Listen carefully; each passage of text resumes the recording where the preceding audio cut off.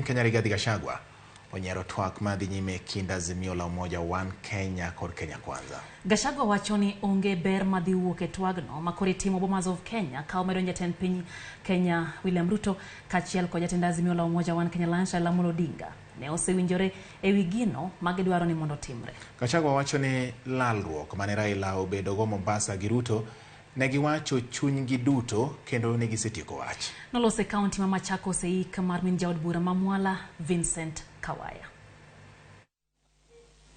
So Kalonzo ameambiwa kwenda Suguma hii mazungumzo.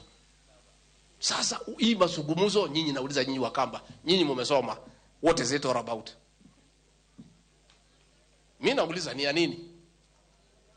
Sasa Kalonzo kiongozi wa heshima ya Wakamba, mtu amesoma, a doctor, mtu ya sheria, amepewa agenda kwenda kuzungumza mambo ya kuzunguka round. And nothing will come out of those talks. Is a waste of time.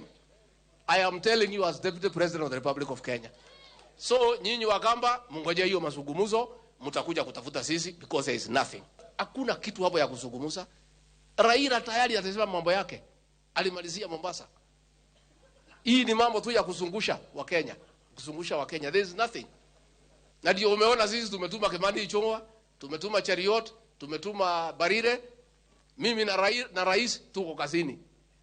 Hiyo wiki walikuwa naongea, tuko nje tunafanya kazi. Mazungumzo ikiendelea, kesho tuko Nakuru mambo ya maendeleo.